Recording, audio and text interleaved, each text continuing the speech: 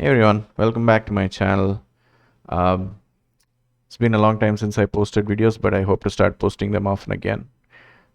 In this video, we're gonna sort of cover how we go about starting a 737 Boeing aircraft. Now, there are a lot of videos that already explain this, but the reason I wanted to do a video was because most of these videos don't tell you what's going on in the plane when you're sort of doing these steps, right? So I want to create a video where I not only just follow the procedure to start the aircraft, but I also kind of give you some background about how things work in the plane, right? Um, Again, I'm not an expert on this topic, but the information I have is taken from the Boeing manuals and from videos by Boeing. So I'm pretty sure the information is pretty close to authentic. Yeah. So with that little disclaimer in mind, let's get started with the plane. So right now the plane is in what's called the cold and dark state. There's really nothing running on it. All the electrical systems are off. Everything is off, right? So we're gonna get the plane started from this state, and this is called the cold and dark state. So I don't know if I mentioned that already, but anyways, the first thing we want to do before we get to starting the plane is to sort of get the fuel weight and balance set up, right? Because we will need this to kind of set up the flight. So we will need this loading to be in place. So so that we can get all our calculations done properly. So I'm just going to go with 16. Just put 36 here. So usually you want the back of the plane to be more loaded than the front, I think, or there needs to be some balance around it. I'm really not so sure. But I usually like to keep the plane just a bit heavy on the back. Extra passengers and not 36 plus, but 72 minus 16, slightly more number of passengers at the back. I'm not sure if this is the right configuration, but it works for me, so that's that, right? So once you set this up, you also want to set up your fuel. Let's see. Okay, for most flights, I typically use around 6,500 kgs. So I'm going to put that up and I'm going to start fueling the plane, right? So that gets our fuel and weight balance setup done.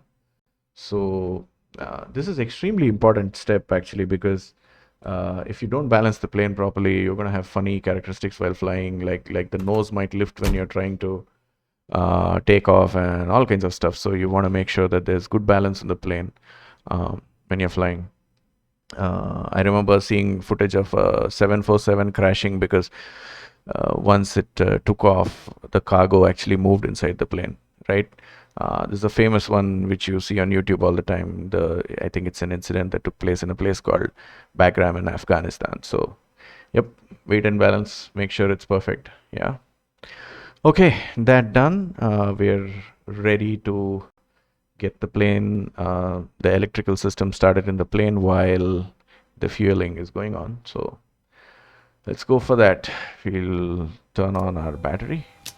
So the battery just provides some really basic sort of electricity to get our systems going. It doesn't offer much really, but it just helps us get started with the emergency systems and some of the really important systems to get everything else started. So once we set this up, you typically want to have the standby power set to auto and your bus transfer set to auto. This is just sort of electrical routing stuff, right? Not really much to worry about here, except that you need to keep it in those settings there. Yeah. After that, we're going to turn on the emergency lights, right? Emergency exit lights, actually speaking. So we turn that on, close that hatch off, and I think we are ready to now test the emergency systems of the plane, right? So the first thing we want to do is do this warning lights test. Let's do that.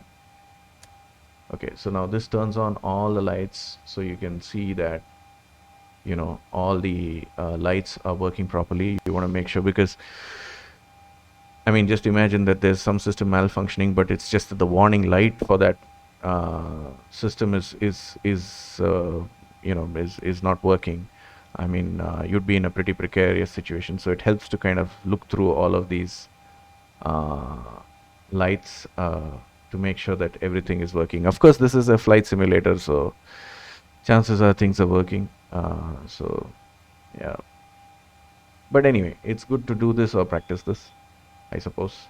So yeah, and you might have seen in many of the other videos, but you haven't. If you haven't, you typically go down the panels this way from top to bottom and from left to right. So I do scan here, then I scan the next panel, then I scan the next panel, and so on, right? Then we look at the autopilot from left to right. We look at this area from left to right, the panel, and then we look at the mains, the base panel here, and do the same check. Yeah. So yeah, there are lights hiding around. You might want to look out for those, but yeah, I think this plane doesn't have them. This plane doesn't have them, so it's good. All right, so with that done, let's get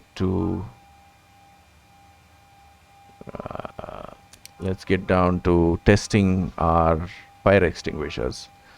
So what we want to do is test the engine fire extinguishers and then the APU extinguisher as well as the cargo extinguishers, right? Okay, so here goes. I turn it left and I should see the warning lights coming in the center console. That's fine. And let's put it to the right. We can hear the alarm now. The lights are up. And you can see this little red fire alarm also go off. Let me do that again so that you can observe it. Yeah, there you go. Right. Now you want to test the APU extinguishers. So you just get those lights there. That's about it. And then we test the cargo extinguishers. Yep, we're getting the alarms as well. Even in this case, let me check if the fire alarm is going off. Yep, that's good. That's good. Okay, we're good. Let me also do the oxygen test now.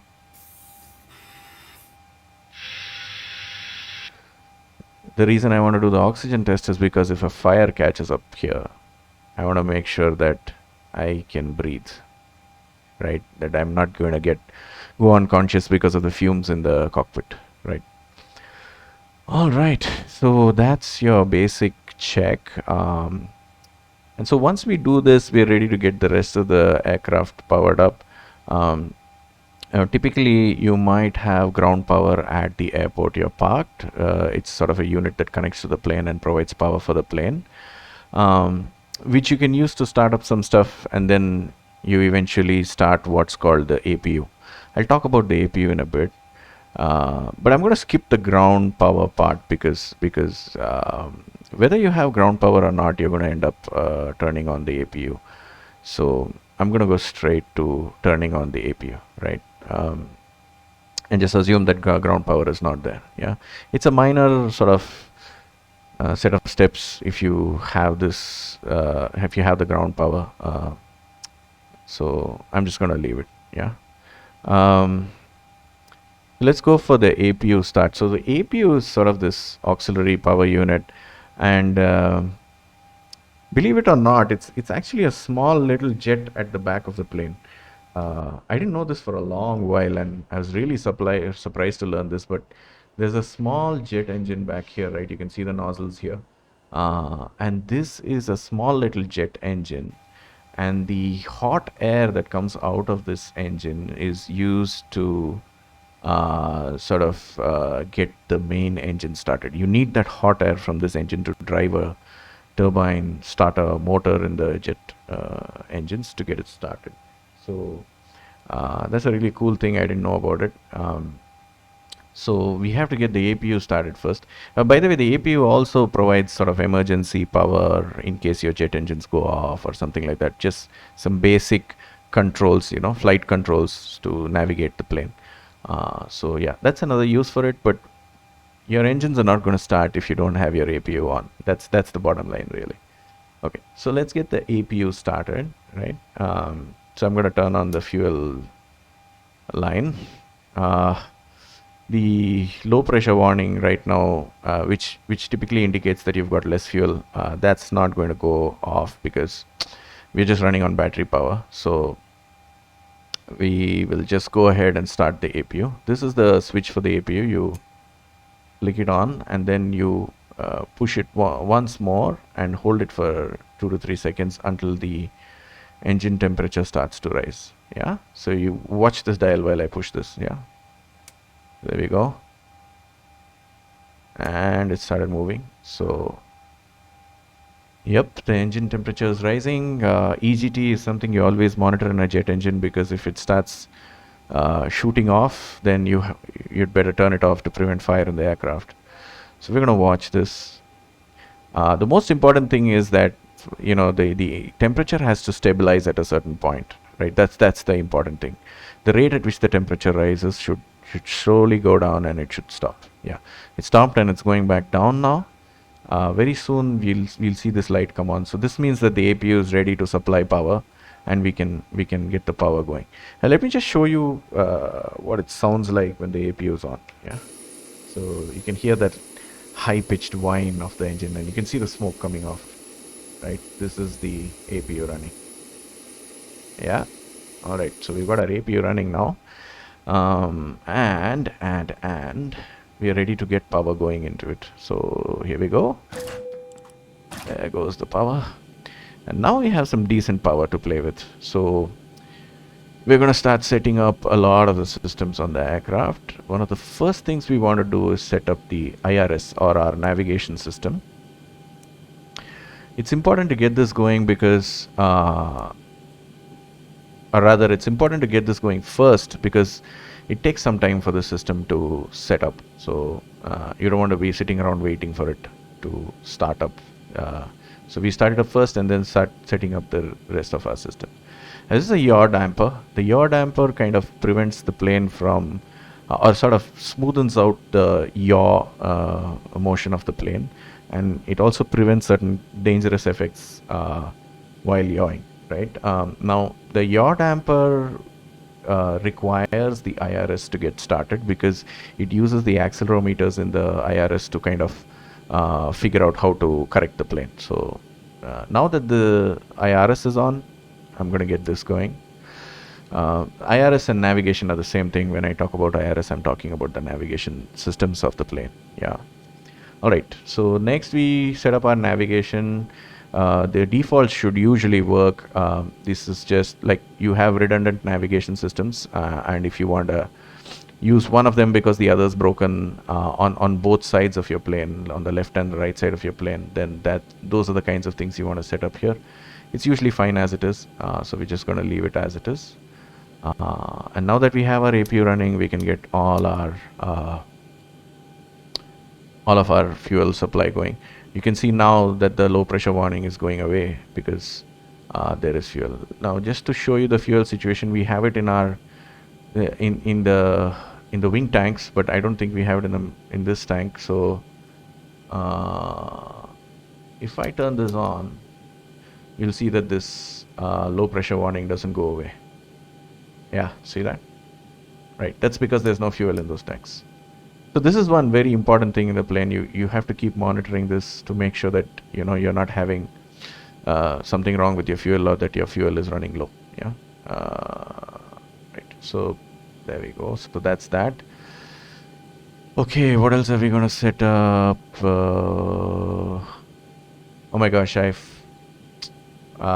forgot this, but you should have your anti-collision lights going. This should typically be on before you. No, that's okay. I don't think we need it. Sorry, I got confused. Yeah, planes can be super complicated. But yeah, we didn't need that. Actually, we need that only when we are taxiing, so it's okay. I'm good. Right, so yeah, if I did something wrong there, please let me know. Yeah, I'm not error proof because this is like a really complex system to fly. Yeah. All right. So anyway, now that we've got the fuel set up, what are we going to do next? Yeah, we're going to get the window heat on because we don't want our windows fogging up. Not when we want to taxi and stuff, right?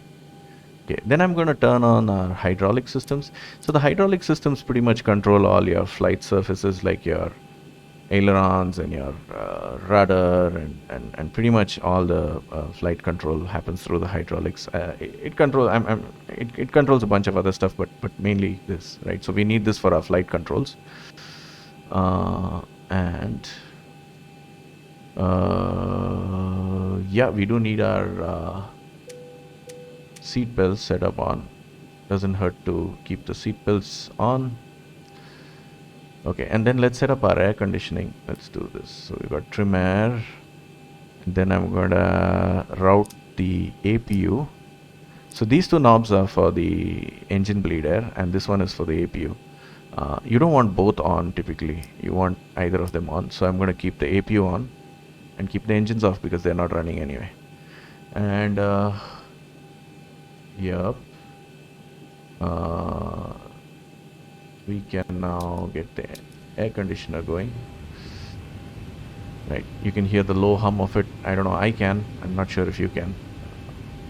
But yeah, we have the air conditioner going now. Good. Let's also get our lights set up. Oh my gosh, we've been operating in the dark for such a long time. That should have been one of the first things I did actually, but yeah. So, yeah. So this video is more about explaining to you why things happen. So don't go too much by the sequence that I'm following here. There could be a few things that I get off because I'm very busy trying to explain what's going on. While I do this, yeah. So here we go. Setting up the lights. Sometimes you're in this sort of bright area and you think you don't need the lights, but trust me, you always need the lights on a plane. You never know when you're going into a cloud or something that kind of suddenly makes the whole cockpit go dark. So just don't ever sort of skimp on this. Just keep all your lights nice and bright and up.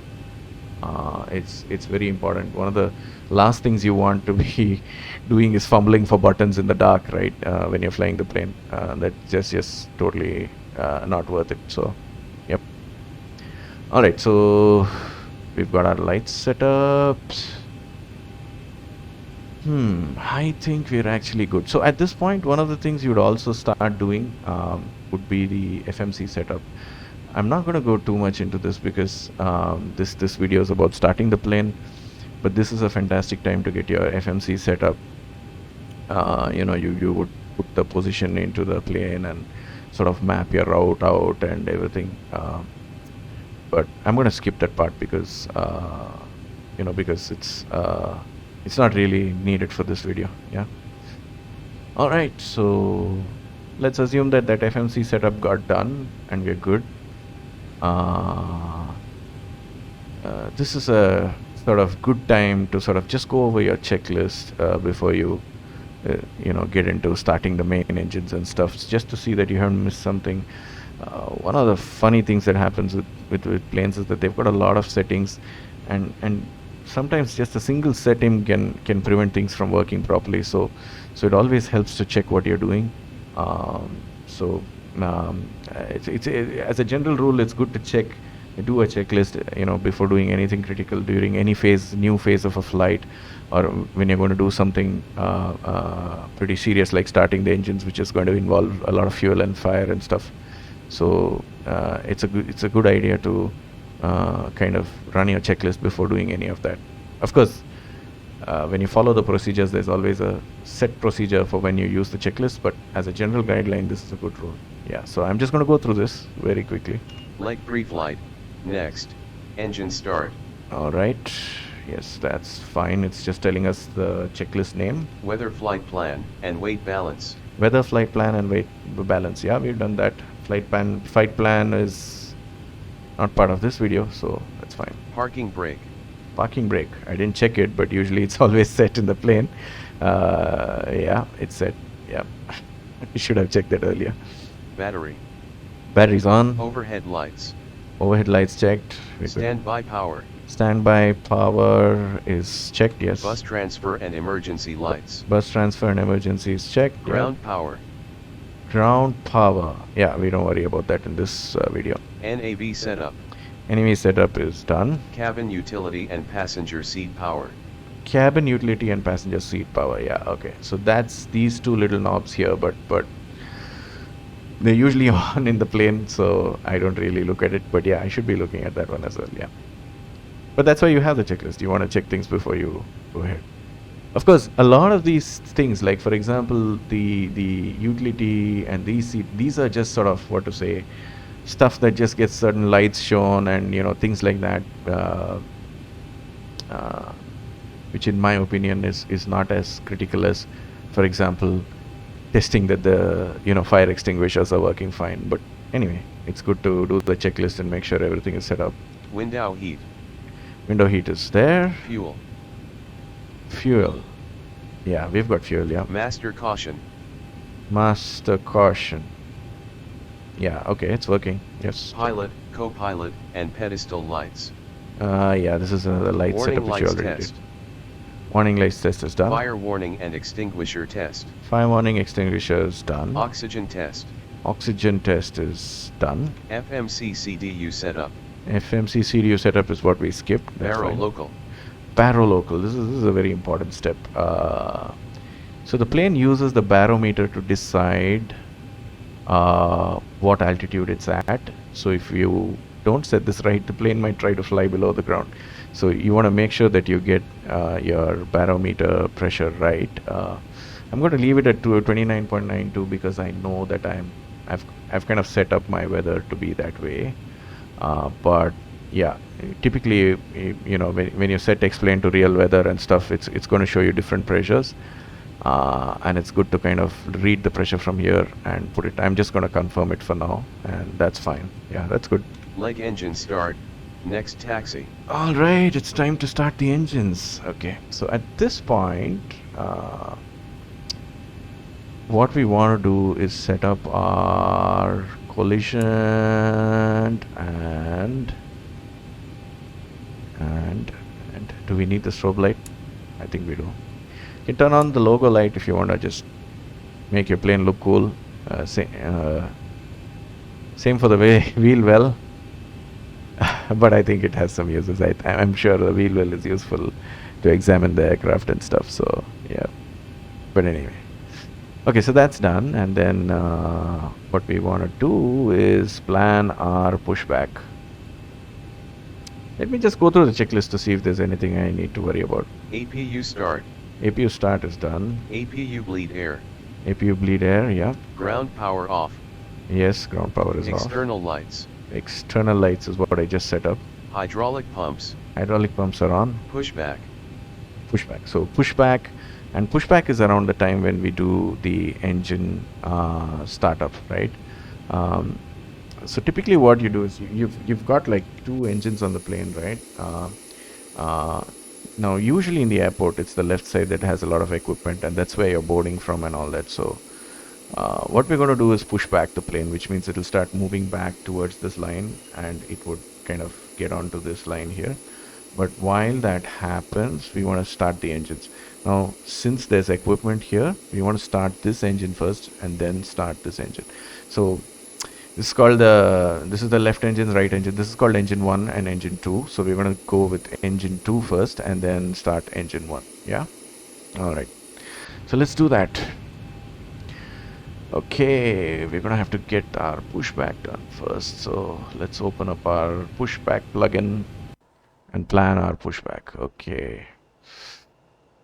All right, this looks like where we need to go. Let me just get the plane set up here. Okay, Okay, that looks about right. I'm gonna just say, Ground to cockpit. Plan acknowledged. Call me through the menu when you are ready. okay, we've got our plan acknowledged, so we're ready to go. Let's get the pushback started. Ground to cockpit. Tow is driving up. All right, you should see our tow coming up. There it comes. This guy is going to come and attach to our nose wheel and then push us. Let me see if I can get you a good view of that. There he goes.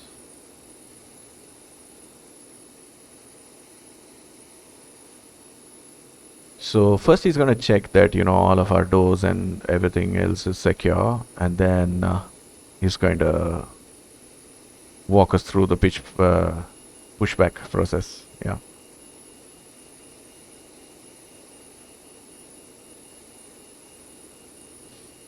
So he'll soon tell us that. Okay, all doors and Yeah, hatches there are we go. closed. Ready to connect. Ready to connect. All right. So he's going to connect the nose wheel, and once he's done doing that, he's going to tell us to release the parking brake so that he can do the pushback. All right. Now, before he starts, I don't know. Let's just wait. It's okay.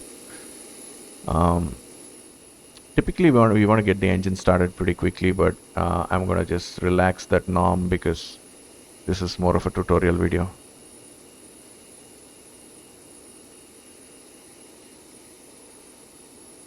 Tow connected and bypass pin inserted. Release parking brake. Okay, let's release the parking brake. And once we release the parking brake, he's going to tell us whether it's okay to fire up the engines right away or not. Yeah. All right, let's release the parking brake. There it goes. Starting pushback. And you may start engines.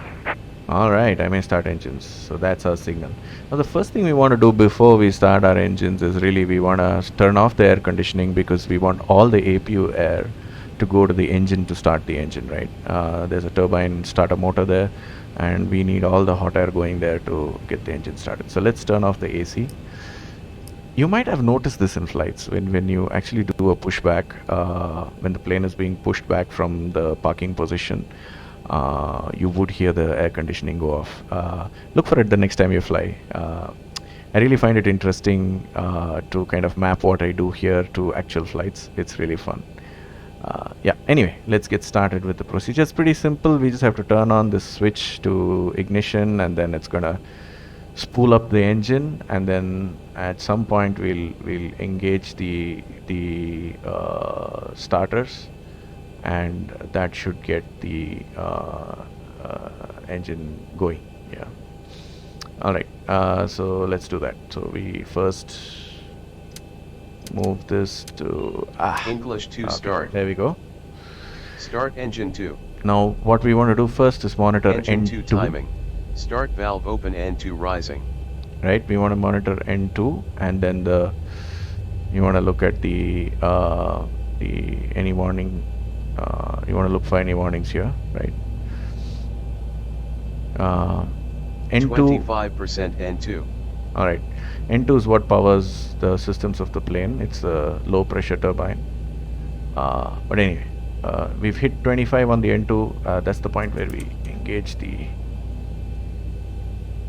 starters, and the most important thing is to observe the engine temperature when the engine spools up. If the temperature starts going like running away instead of stabilizing, then you want to shut it off. This is the same thing we did for the APU as well. Yep. Operation complete. There we Parking go. brake. Okay, Starter our cut operation out. is complete. So you set the parking brake. End.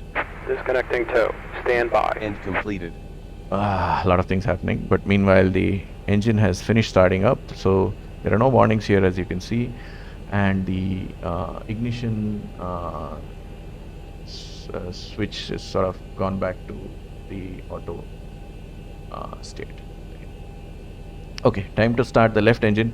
Typically by now we would have started both engines, but that's fine. Okay, I'm just gonna disconnect That's for the toe to disconnect and move away. Yep. All right, we're going to start the left engine. Same procedure. English 1 start. Monitor N2. Start engine 1. Wait till it Engine goes about 1 20. timing. Start valve open N2 rising. So is disconnected and bypass pin has been removed. Hand signal on the left. We'll see you next time and have a safe flight. All right, thanks, man. It's just a tutorial video, but thanks anyway. All right. 25% N2. Okay, I got 25. Let's get the second starter going. All right.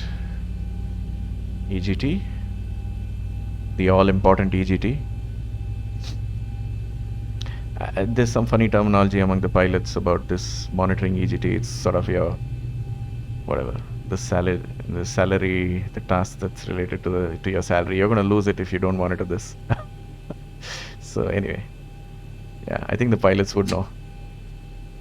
All right, so we've got our Starter second cut engine out. started, and that's all there is to it. This is the whole End engine start completed. procedure. Let's just prove to ourselves that our engine is working, right?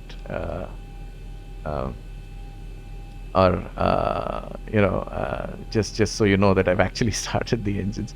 But yeah, before that, let me just show you a few little small setup tasks that you should do once you've done that. Right now, we don't want the APU anymore, so we're going to switch it off, right? But before that, we want to make sure that we route the electricity through from the jet engines, right? So we're going to do that.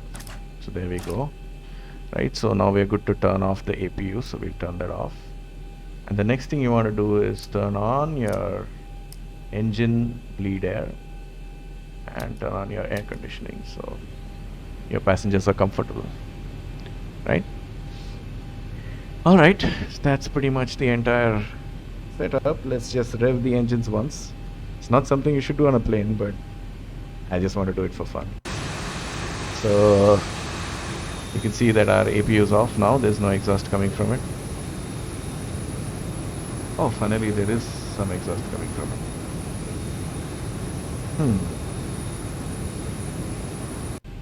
That's strange. I thought we were off. Oh yeah, it's still spooling down. It's still spooling down. Okay, that's okay. That doesn't. And yeah, it'll go away in some time. It's already much lesser than it was. Yeah. All right, and there are our beautiful engines running. You can see the air coming out of this one. You can see the air coming out of this one. And well, let's just get right in front of the plane and let's rev the engines just once. Alright, here we go.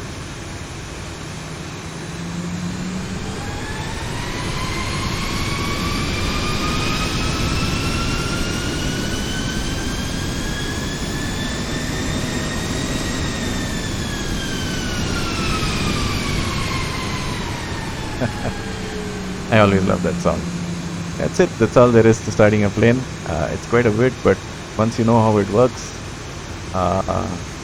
it makes sense. I hope it made sense for you. Thanks for watching the video.